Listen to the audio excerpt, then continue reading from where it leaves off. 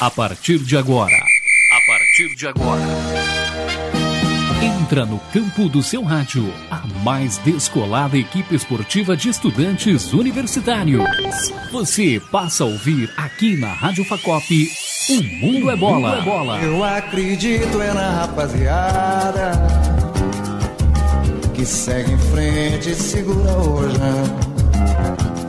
Brasil! O Mundo é Bola. Olá, amigo ouvinte ligado na Rádio Facop. Eu sou Fábio Reis e está no ar mais um O Mundo é Bola. Como novidade no programa de hoje, faremos uma mesa redonda falando sobre 3 temas: Grêmio Prudente, Seleção Brasileira e o Brasileirão. Quem não gosta de falar do futebol? Por isso, conto aqui com a presença do meu querido amigo Gabriel Lanza, que, diga-se de passagem, é aniversário dele. Gabriel, meus parabéns, seja bem-vindo à nossa mesa redonda. Muito obrigado, Fábio, é um prazer estar aqui na mesa redonda, prazer estar aqui com o Matheus, com a Jéssica, com o Lucas e novamente com você na apresentação. Isso, eu ia apresentar, você já apresentou, mas vamos lá. Matheus, seja bem-vindo. Muito obrigado, Fábio, muito obrigado a você que me ouve, é um prazer estar aqui ao seu lado, ao lado do Gabriel Lanza, da Jéssica, do Lucas, e vamos que vamos. Então, vamos lá, Lucão, seja bem-vindo à nossa mesa redonda. Muito obrigado e bora falar de futebol, que é o que interessa. Quem diz que mulher não entende de futebol, né? Tá aqui Jéssica Pessoa para falar com nós, seja bem-vinda, Jéssica. Muito obrigado, um salve a todos aí do programa Mundo é Bola. E vamos falar um pouquinho, né, improvisar um pouquinho sobre futebol. Isso aí. Então vamos começar com o Grêmio Prudente. A situação não tá nada bem para quem tá buscando acesso à Série A3, né? Faltam 3 rodadas para terminar o campeonato aí. O Grêmio precisa vencer todas e ainda contar com a derrota de alguns times. Matheus, o que você acha aí dessa trajetória que o Grêmio tem que passar? Bom, Fábio, atualmente o percentual matemático de passada do Grêmio se classificar são de 11%, né? A gente percebe que não é um caminho fácil a ser trilhado. Interessante que o Grêmio conseguiu hoje o recurso na justiça a respeito dos mandos de campo. Isso pode ajudar o Grêmio. Agora, a gente tem que ver ainda os outros times, como por exemplo o Olímpia, que está 4 pontos à frente do Grêmio e é o time que pode se classificar para a próxima fase. Interessante que se o Olímpia ganhar 2 jogos e perder 1 e o Grêmio ganhar 3, mesmo assim o Grêmio não classifica. Então o Grêmio vai ter que jogar muito futebol e pedir a Deus e aos deuses do futebol para ajudá-lo. É isso aí, o Grêmio tem que contar com a derrota do Olímpia, que é o único adversário que ele precisa que perca os 3 jogos. Os outros 2 têm confronto direto, então se o Grêmio ganhar, automaticamente já passa esses 2. Jéssica, é uma surpresa o Grêmio Prudente estar nessa posição. O que você esperava do Grêmio Prudente antes e como vê agora, né, a situação dele? Ganhou na justiça os mandos de campo do Prudentão, mas era algo que não vinha já ajudando há muito tempo, né?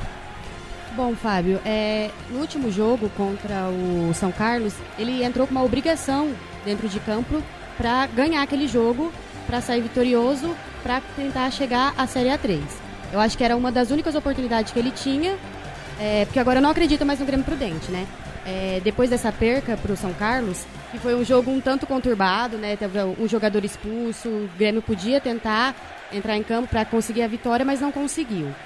Eu acho também que esses problemas envolvem um pouco das últimas polêmicas com o prefeito da cidade também.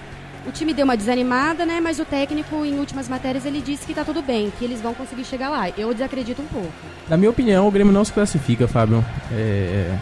Tornou-se inviável. Eu acho que perder esse último jogo foi um balde gelado. Agora foi para penúltimo do grupo. Tem que torcer para uma combinação de resultados e, na minha opinião, tem que ter muita sorte para dar certo. Lucas Fernandes, essa troca de técnicos constantes que tem no Grêmio Prudente, né? Ano passado aconteceu a mesma coisa quando o China foi embora, já na reta final do campeonato. Agora o Tupanzinho fazia um bom trabalho, saiu por motivos não revelados, né? Depois o Geraldo Meira chegou, fez um trabalho até que aceitável. Veio o Lelo, não conseguiu aplicar a filosofia de jogo dele, que é algo que a gente entende, né? Porque não tem um espaço tão necessário assim para o técnico trabalhar. Como que você vê essa questão do técnico, do tempo de trabalho que o técnico tem e se isso influi na questão do Grêmio não conseguir conseguir o acesso? Cara, isso virou uma tradição nacional, né? De 3 em 3 meses você vê os times trocando de técnico querendo ou não, isso atrapalha muito o andamento do campeonato para os atletas, conhecer o novo fundamento do técnico. E, querendo ou não, isso atrapalha muito na gestão. Eu acho que teria que dar mais tempo para os técnicos para poder colocar, exercer o serviço dele certinho para que o time consiga engrenar e se classificar. Fábio, igual o Lucas falou, eu acho que essa troca constante de técnicos não é um problema do Grêmio Prudente. Acho que é o problema do futebol brasileiro, porque igual o Lucas falou, cada 3 meses você vê um time trocando de técnico e depois 3 meses de novo. Então é um problema do futebol e eu acho que não é um problema só do Grêmio. Só complementando aqui, embora os demais colegas falaram que o Grêmio não se classifica, eu ainda acredito no Grêmio. Porque se o Grêmio vencer o próximo jogo contra o Jabaquara, o Grêmio, em vez de 11% de chance de se classificar, vai para 22%. Então os números estão aí para serem mudados. Os jogadores do Grêmio Prudente, a comissão técnica e os demais, se tiverem foco, poderão conseguir o acesso. Por exemplo, o Vasco, algumas rodadas atrás, já era dado como rebaixado. E já retrospecto um pouco contemporâneo, o Vasco vem se sobressaindo em alguns jogos. O Vasco vem crescendo de produção. Então, o futebol é uma caixinha de surpresas, cara. Ainda há possibilidades do Grêmio se classificar, sim, Fábio. Vai ter que praticamente um milagre aí pro Grêmio, né? Tem que vencer todas, torcer pro Olímpia, que vem jogando bem, né? Perder as 3, né? Que é algo um pouco complicado. Os adversários do Grêmio são concorrentes direto, né? E se, como você falou, se ganhar pode dobrar, mas se perder, acabou a chance do sonho. Então vamos conferir no próximo sábado o jogo contra o Jabaquara. Estou correto? Não tá correto. Jogo contra o Jabaquara no Prudentão. Bom, agora vamos falar de seleção brasileira, né? A seleção começa as eliminatórias nesta quinta-feira, jogando contra o Chile às 20h30 lá em Santiago. Chile, atual campeão da Copa América, conta com Vidal atuando no Bayern de Munique muito bem. Alexis Sanches jogou muito contra o Manchester United, né? E como vocês veem que a seleção chega, né? Ainda está em reformulação esse time. Teve os cortes aí do Felipe Coutinho, do Roberto Firmino. Vocês acharam certo a convocação do Kaká, principalmente, né, que está numa liga mais fraca, que é a Major League Soccer dos Estados Unidos? Como vocês veem essa seleção brasileira chegando no confronto de amanhã? Bom, Fábio, eu fiquei meio surpresa com a convocação do Kaká. Não é novidade, mas eu fiquei surpresa, né? Porque também tem o Jadson aí, que está fazendo um bom campeonato brasileiro, né? E eu esperava que o Jadson fosse convocado para a seleção. E a seleção tem que tomar cuidado, né? O Chile é atual campeão. E eu acredito que o Brasil tem que tomar cuidado. Vou fazer 3 considerações. Na minha opinião, o Ricardo Oliveira tinha que estar na lista principal, com toda certeza. Então, pra mim, o Roberto Firmino ser cortado é uma ajuda pra seleção. Outro quesito é que o Kaká veio mais pra dar um apoio moral e psicológico do que propriamente sobre o futebol, já que ele tá na Liga dos Estados Unidos e não tem competitividade alguma. A minha opinião é que deveria ter levado o Jadson, tem o Lucas Lima, tem o Daniel Alves também, tem muita gente de qualidade. Eu acho que o Dunga escolheu a convocação do Kaká por conta da experiência. Do fato do Chile ter ganhado. Tanto que ele jogou a responsabilidade do jogo totalmente pro Chile. E vamos ver o que vai ser da seleção, né? O time é bom e eu espero que saia com uma vitória, nem que seja de 1-0 ou 2. Já que o Lucas falou experiência, né? Eu acho que outro jogador que ele levou no lugar do Rafinha, que não quis representar a sua seleção, foi o Daniel Alves. Que eu também acho que é muito mais pela sua experiência que pelo seu futebol.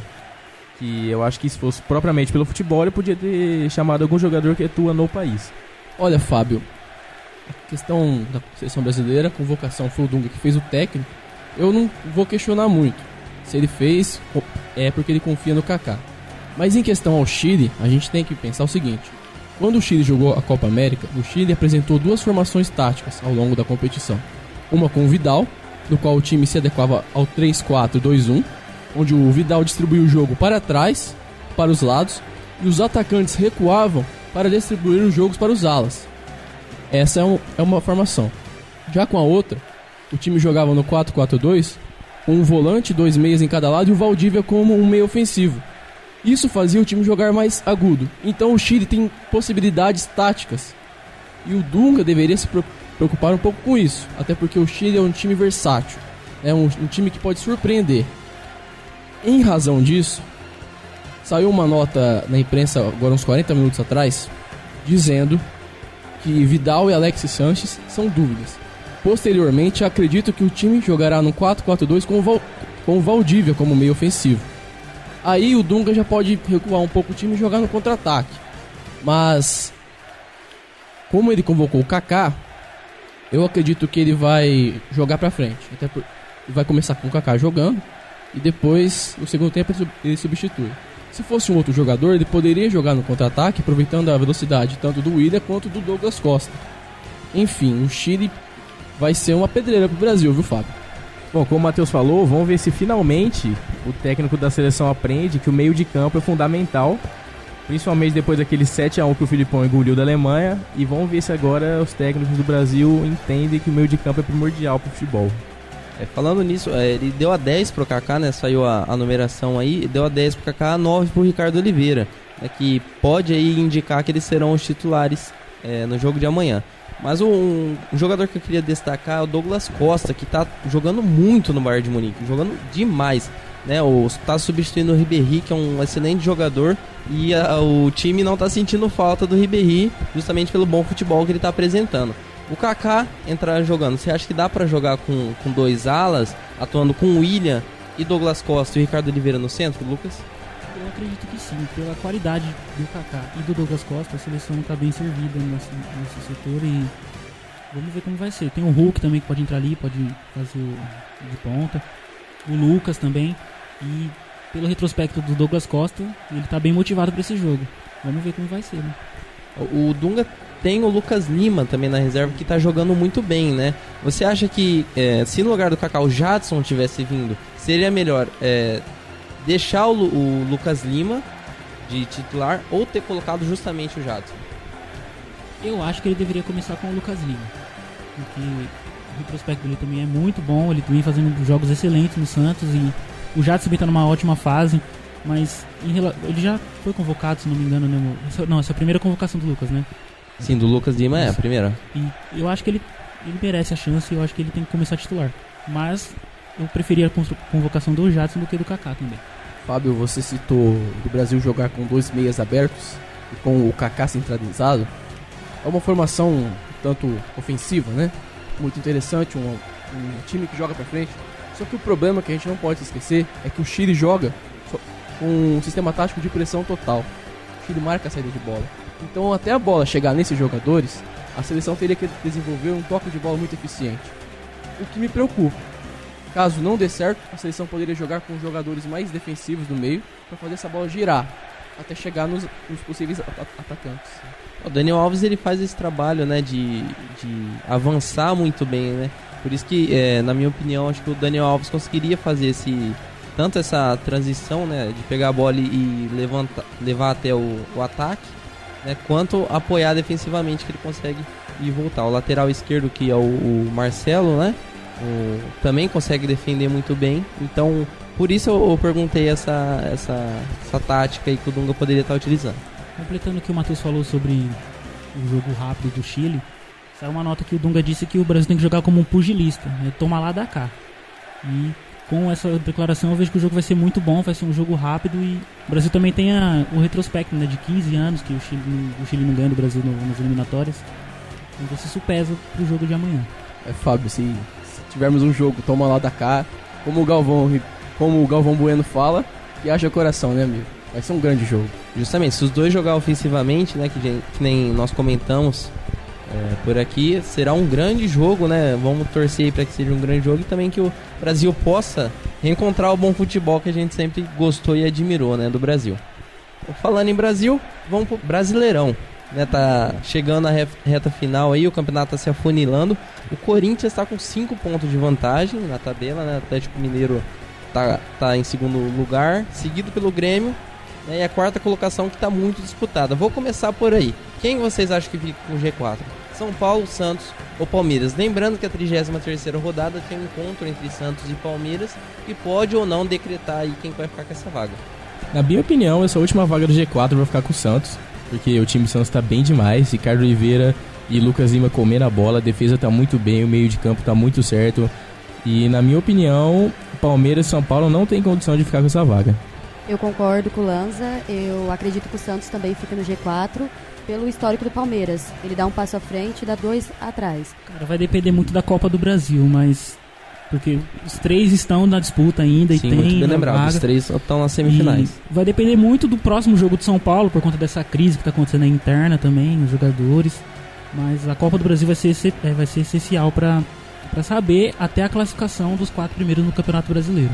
Bom, já que o Lucas falou em São Paulo, né, vale lembrar que o Doriva assumiu o São Paulo hoje, rescindiu com a Ponte Preta, e aquela história de Diego Aguirre, de Cuca, não tem mais nada, agora vai ser o Doriva, o técnico de São Paulo. Você acha que essa troca de técnico aí pode prejudicar o time, tanto no Brasileiro quanto na Copa do Brasil? Na minha opinião, sim. O técnico vem num fim de temporada, não vai ter tempo nenhum para aplicar seu trabalho, os jogadores não vão ter tempo para entender sua metodologia, e na minha opinião é uma furada. Podia deixar o Milton Cruz até o final do ano e depois pensava em contratar um técnico para começar desde o começo de 2016. Em relação à troca de técnico, eu acho que prejudica a equipe. Mas pensando no ano que vem, já é bom ter um técnico a partir de agora, que ele conheça o time a partir de agora para entrar na pré-temporada do ano que vem, já com uma ideologia diferente, com os jogadores preparados para isso. Vamos ver se a equipe está fechada mesmo, né? Como os jogadores dizem. O Michel Bastos publicou esses dias no Facebook que a equipe está fechada, que não tem... Eles estão separados da diretoria e foco total nas 2 competições. Vai depender muito do esforço dos jogadores também. O Lucas ressaltou um ponto interessante a partir da questão do técnico que nós assumir este ano. Só que, Fábio, eu penso que o trabalho do Osório era um trabalho muito bom. Ele recuperou o Paulo Henrique Ganso. Ele assim fazia, como o Pato também, né? Assim como o Pato. Ele fazia os jogadores da base jogarem bom futebol. Tirou um pouco da pressão daquele jogador que está começando. O Carlinhos estava rendendo com o Osório, né? O Carlinhos. O Carlinhos. Então a gente já começa a ver que o trabalho de Juan Carlos Osório era bom. Só que como no Brasil a gente tem aquela cultura, né, de que é pouco tempo de trabalho, se o cara não rendeu já manda embora, o São Paulo vai arcar com as consequências, eu acho, viu? São Paulo perde a vaga, o São Paulo perde a Copa do Brasil e não se classifica para a Libertadores. Em relação à troca de técnico, completando aqui, a ideologia do Doriva não é muito diferente da do Osório. A gente pôde ver isso no jogo contra o Corinthians. O time foi pra cima e conseguiu um empate. E vamos ver o que vai acontecer com os jogadores. Por ser um técnico brasileiro, acho que é até mais fácil para os jogadores e vamos esperar. Do Palmeiras aí, né? A gente comentou do São Paulo, Santos e Palmeiras, ninguém falou do Palmeiras. Quero saber do Palmeiras, Gabriel Lanza. O Palmeiras aplicou um belo 1-5 na Chapecoense, né? Foi um belo placar aí. Eu acho que o Marcelo Oliveira inventou demais, pôs o João Paulo de titular, pôs o Lucas, que é lateral direito, no meio de campo e deu no que deu. O time não conseguiu jogar nada. Muita gente falou, né, até os próprios jogadores estão falando que o Palmeiras não é um time para 2015, mas para 2016. É um time que está se preparando. Mas é aquela história, eu concordo com o que a Jéssica falou, de que o Palmeiras dá um passo para frente e 2 para trás. Melhorou muito, né, dos últimos anos, né, esse ano teve um resultado muito bom, conseguiu figurar na parte de cima da tabela até o fim do campeonato. Então vamos ver se essa promessa de ser um time para 2016 vai ser mesmo cumprida, né? Vai ir para frente. E agora falando da disputa do título, né? O Corinthians aí tá muito tempo na liderança, tá apresentando um equilíbrio muito grande, né, nas partidas e não tá perdendo pontos, que é o principal, né? Jogou fora contra a Ponte Preta, empatou, mas mesmo assim somou pontos. Isso é muito importante para quem tá na briga pelo título, né? Não deixar de somar pontos. Olha, Fábio Reis, sobre esse assunto do Corinthians e do Atlético Mineiro, dessa corrida pelo título, eu destaco 2 pontos. O Atlético Mineiro tem toda aquela mística, né, do eu acredito, aquela paixão que move o torcedor, o Independência, o Mineirão.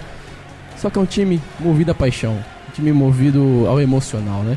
O Corinthians apresenta um sistema de jogo e uma mentalidade dos jogadores um tanto europeia, meio pragmática, bem Tite, né?